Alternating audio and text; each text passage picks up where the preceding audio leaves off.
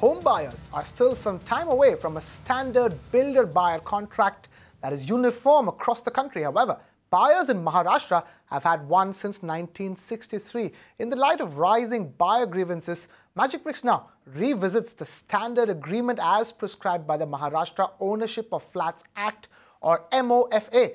Want to safeguard your rights as a buyer? Here's what your agreement should compulsorily have. Ruchi Deshpande is here to take us to that. Ruchi, what are the must-have details in the all-important builder-buyer contract?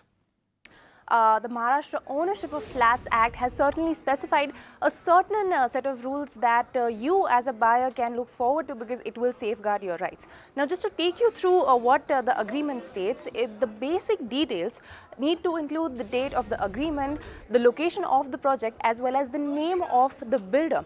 Moving on to the area specifics, the agreement needs to have the common area as well as the carpet area to be specified, as well as the FSI that has already been utilized as well as purchased in square meters by the builder. Moving on to clarity in terms of the land title, if the project is a joint venture project or a joint development project, then the conveyance needs to be specified by the builder, and the date of possession for the same also needs to be clarified to the buyer. Moving on to the payment specifics, advance payment by the buyer to the builder as well as the balance amount to be paid by the buyer to the builder needs to be specified in this agreement. Moreover, the payment plan for this project for the buyer needs to be linked to the various stages of construction. Moving on to the list of approvals, the entire list that a builder needs to have needs also to be specified to the buyer before the possession is handed over. And lastly, the builder also needs to take an undertaking in order to obtain the occupancy certificate as well as a completion certificate before handing over the project to the buyer. All right, Ruchi, talk to us. What does the buyer get out of this agreement, the home buyer, and what does the builder, have to ensure?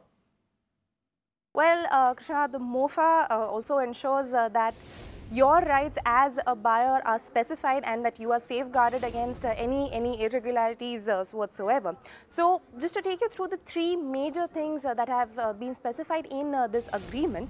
The buyer consent is mandatory for any change in this project whatsoever, may be it due to the rising cost of raw materials or any change in the government policy.